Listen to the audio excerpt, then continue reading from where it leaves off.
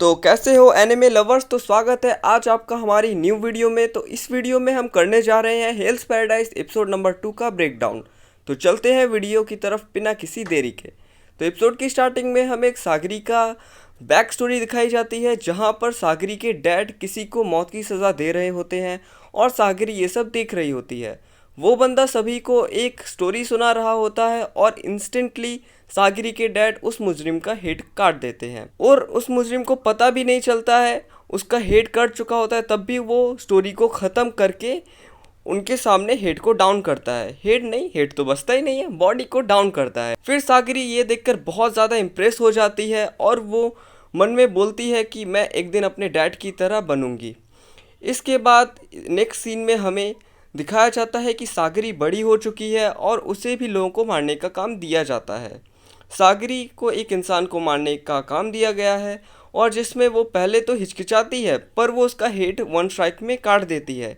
इसके बाद सागरी को उसको मारने का दुख होता है। ये देखकर पीछे से यामाडा क्लैन का एक कसाई आता है। हाँ, इसे हम लोग कसाई बोलते हैं जो मारते हैं लोगों को। उस पे वो बोलता है कि तुम्हारे अंदर उसे मारने का डर है, जिससे कि उसे मरते टाइम दर्द हुआ होगा। इस चीज़ का गिल्ट उसे बहुत ज़्यादा सताने लगता है। फिर सागिरी को एक और मुजरिम को मारने का टास्क दिया जाता है, जिसमें वो भी एक स्ट्राइक में उसे काट देती है। पर वो यामाडा क्लैन का बंदा उसे बोलता है कि तुम अपनी स्वॉर्ड देखो। जब वो उस स्वॉर्ड में देखती है तब उसे देखकर वो शॉक हो जाती है। उसे गिल्ट होता है कि ये देखकर वो मन में बोलती है कि इंसान पीसफुल तरीके से नहीं मर पाया। इस बात पर वो बहुत ज़्यादा गिल्टी फील करने लगती है। फिर सीन शिफ्ट होता है एक बीच पर, जहाँ पर शोगन और यामाडा क्लैन के कसाई बहुत सारे मुजरिमों के साथ बैठे होते हैं और उनके फेस पर कपड़े बंधे होते हैं। उन मुजरिमों को बताया जाता है कि तुम लोगों को एक आइसलैंड पर एलिक्सर ऑफ लाइफ को लाना होगा और इस काम को जो कर पाएगा उसे उसके सारे जुर्मों को माफ़ कर दिया जाएगा। उन सभी मुजरिमों को मौत की सज़ा सुनाई गई होती है। वहाँ पर एक लड़की मुजरिम जिसके बाल पर्पल होते हैं, वो गबीमारू को बोलती है कि मैंने तुम्हारे बारे में बहुत तारीफ़ सुनी है, मैं तुम्हें यहाँ देखकर बहुत ज़्यादा डिसअपॉइंटेड हूँ और ये भी सुना था मैंने तुम बहुत ही ज़्यादा खतरनाक हो। सागिर ये सब सुनकर शॉक होती है और बोलती है कि क्या गबीमारू इतना ज़्यादा खतरनाक है। वो कंफर्मेशन के लिए गबीमारू को अपनी स्वॉर्ड में देखती है और उसे पता चलता है कि वो बहुत ज़्यादा ही खतरनाक है, उम्मीदों से भी ज़्यादा। उसने अभी तक बहुत लोगों को मारा है।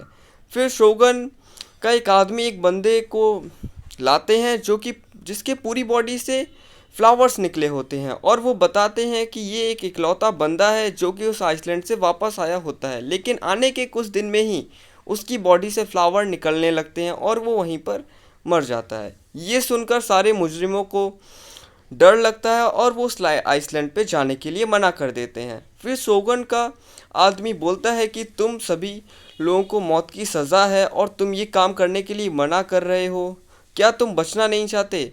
अभी भी कोई भी इस आइसलैंड पे जाने के लिए तैयार नहीं होता। फिर यामाडा क्लैन का एक आदमी बोलता है कि जो भी जाना चाहता है वो जा सकता है। एक मुजरिम उठता है और उसे उसके उठते ही उसका हेड को काट दिया जाता है। फिर उन लोगों को बोला जाता है कि तुम ये काम नहीं करोगे तो तुम्हें यहीं पर मौत की सज़ा सुनाई जाएगी। ये देखकर वो लोग डर जाते हैं और उन्हें बोला जाता है कि आइसलैंड पर हर एक कैदी के साथ एक कसाई भी जाएगा और अगर उसने कुछ भी किया वहाँ पर तो उसे वहीं पर मार दिया जाएगा। फिर शोगन बोलता है कि हमारे पास इतने ज़्यादा कसाई नहीं है। ये बात एक कैदी समझ जाता है और एक कैदी को मार देता है। सभी समझ जाते हैं कि उनका मिशन पे जाने के लिए एक दूसरे को मारना होगा। फिर जो ज़िंदा बचेगा वही उस मिशन पर जाएगा। इसके बाद सारे कैदी एक दूसरे को मारने स्टार्ट कर देते हैं और हर जगह पर खून खराबा हो जाता है। फिर शोगन पूछता है किस किस के पास रेड मार्क है, जिस पर एक बंदा बोलता है कि उसने एक बुक में रेड मार्क लगा के रखे हैं कैदियों पर जिन्होंने जो कि बहुत ज़्यादा खतरनाक है और इनके पास कुछ स्किल्स है। वो बंदा एक येलो हेयर वाले आदमी को बताता है कि इस लड़के ने इतनी कम उम्र होकर और इतना जवान होकर भी पहाड़ों पर डाकुओं का सरदार था। उस पर वो पर्पल बालों वाली लड़की को दिखाता है और बोलता है कि ये इसने सारे मंत्रियों को मार दिया होता है एक क्लैन के। वो फिर बोलता है कि वो एक मूंछों वाले आदमी को देख रहे हो, वो बहुत ही ज़्यादा खतरनाक है और बहुत अच्छी तलवारबाजी करता है। उसके बाद हमें एक जायंट आदमी दिखाया जाता है जो कि सो रहा होता है। वो बोलता है कि वो भालुओं का हेड खाता है और किसी से ज़्यादा बातें नहीं करता और उस पे कोई हथियार काम नहीं आते हैं। ये सुनकर शोगन खुश होता है और वो बोलता है कि उन सभी से ज़्यादा खतरनाक गबीमारू है, जिसे गबीमारू द हॉलो बोला जाता है। सभी लोग लड़ रहे होते हैं लेकिन वो सिंगल अकेला मैदान के बीच में खड़ा होता है। ये देखकर वो लोग शॉक हो जाते हैं और यहाँ पर सभी लोग को लड़कर मरते हुए देखकर सागिरी डर जाती है और उस समय वहाँ पर उसका दोस्त यामाडा क्लैन का कसाई आता है और देखकर बोलता है कि अगर तुम यहाँ पर इस लड़ाई को नहीं देख पा रही तो उस आइसलैंड पे कैसे जाओगी और क्या करोगी। ये सब सुनकर वो बोलती है कि वो अभी यामाडा क्लैन की मेंबर है और बचपन में उसे बहुत ज़्यादा डांटते डराते थे लोग। फिर ये देखकर हमें पता चलता है कि वो नॉर्मल बच्चों की तरह ज़िंदगी नहीं जी पाई थी। फिर वो अपने पापा का काम चूज़ करती है और वो फैसला करती है कि वो यही करेगी। फिर वहाँ पर खड़े कुछ लोग आते हैं। वो सोचते हैं कि ये लड़की है और हम इसे मारकर इसकी तलवार छीन सकते हैं और इन सभी को मार देंगे। फिर वो बंदा सागिरी को पीछे हटने को बोलता है, जिस पर सागिरी उसे मना कर देती है और वो चुपचाप सहने की जगह इस बार अटैक करती है। वो बचपन के फ्लैशबैक से अब रियलिटी में आती है और सागिरी को उन मुजरिमों का सिर एक ही झटके में काट देती है।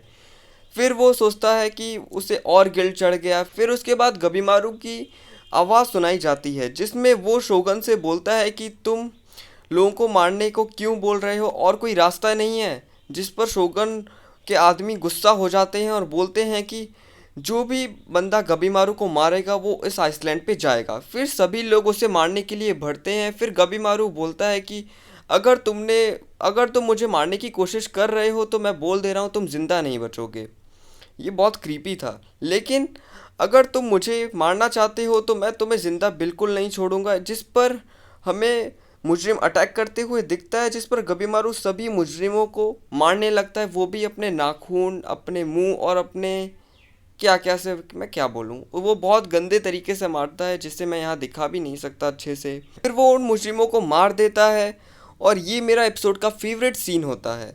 उसके बाद हमें पता चलता है कि वो ये देखकर डर जाते हैं और सागिरी समझ जाती है गबीमारू क्यों इतना ज़्यादा खतरनाक है और इतना बढ़िया है। सागिरी बोलती है कि मुझे भी गबीमारू की तरह बनना होगा क्योंकि मैं भी लोगों को मारती हूँ। फिर हमें बताया जाता है कि उन मुजरिमों से केवल 10 मुजरिम बचे हैं और यहाँ पर एपिसोड की एंडिंग होती है। तो कैसी लगी आपको आज की ये वीडियो ज़रूर कमेंट करना।